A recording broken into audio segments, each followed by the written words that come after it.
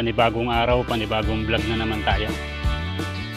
Andito tayo ngayon sa Batangas para alamin yung napanood ko sa YouTube na ililipat daw yung libingan ni Jovit Valdivino. Kaya dali-dali tayong pumunta dito.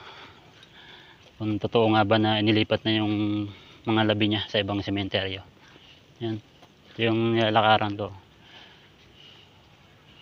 Yan. Dadalawin naman natin si Jovit Valdivino, isang sikat na singer. Sayang nga lang at namatay siya ng napakabata pa, 29 years old nung namatay siya. Hindi ako nagkakamali, parang mag-isang taon na yata.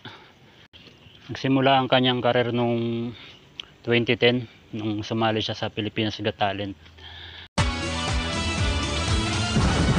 What is your name? Jovit Valdivino po. Jovit? Ilan taon na? 16 years old po.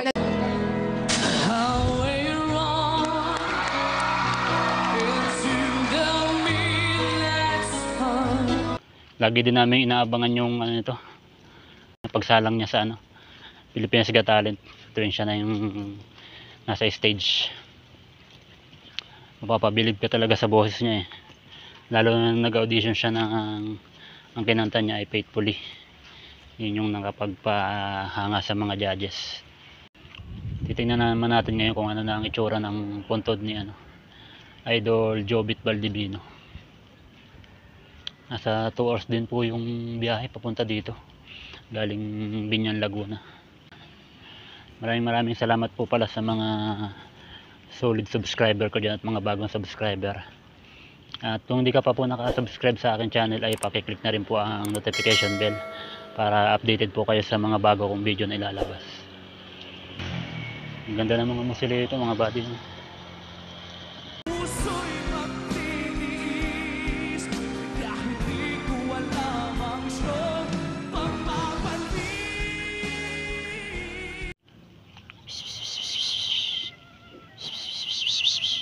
Yan, pakainin muna natin itong mga alaga natin dito ng pusa. Halika maning. Yan, may tinapay ako dito.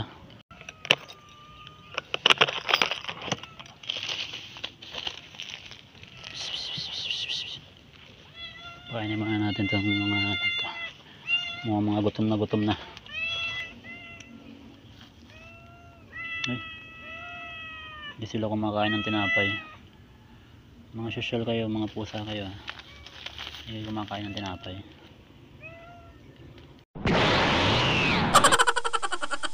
One eternity later. Ayan, banda rito yung tinuro sa atin kaya napagtanungan natin.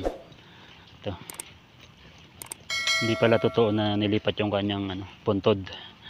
Andito pa rin siya, mga buddy, sa Paradise View Memorial Garden. Yan si Idol Jovit Valdivino.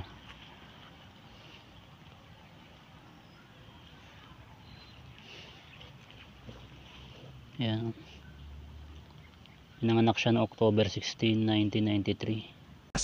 Baka po ito ng pag-asa ko. May ahon sa hirap ang pamilya namin. 5 po kami magkakapatid. Napukaw ng dating tindero ng siomay ang puso ng publiko.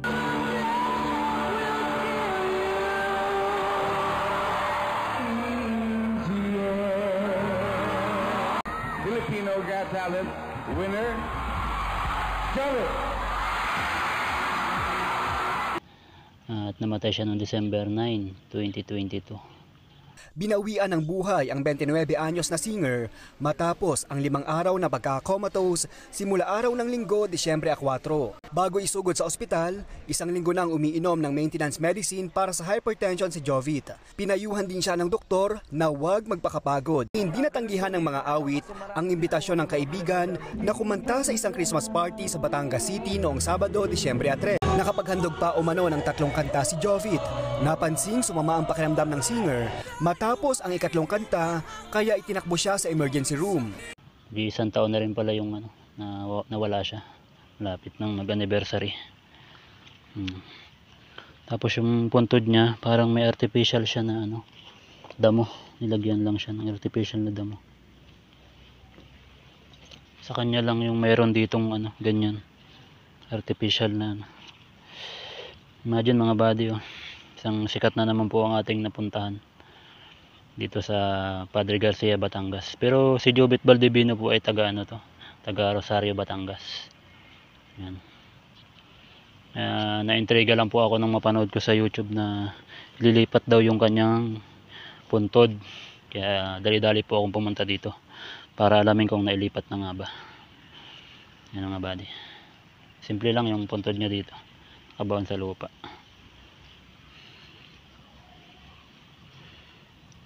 Ayan yung palibot ng sementeryo na pinaglibang yan sa kanya.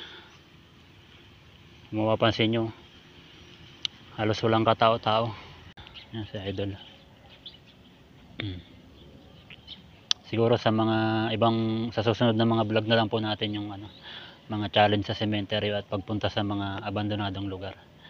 Ngayon ay focus muna tayo sa pagdalaw sa mga puntod ng mga sikat. Yan muna ang ating iba-vlog ngayon.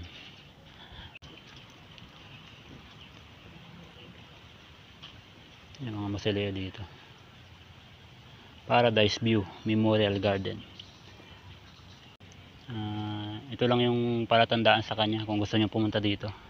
Hanapin nyo lang to isang musileyong to. Ang pangalan ay De Vera. Yan, mismong katapat lang niya yung puntod ni Jobit Baldivino. Yan, muli ay maraming salamat po sa inyong panonood sa aking munting channel. Sa mga walang sawang sumusuporta sa akin. Sana po ay follow nyo na rin po at ilike ang aking Facebook page. Ilalagay ko po yung link niya sa description ng aking channel. Maraming salamat po sa inyong panonood. Pasensya na po sa aking tsura at ako'y basang-basa sa ulan kanina.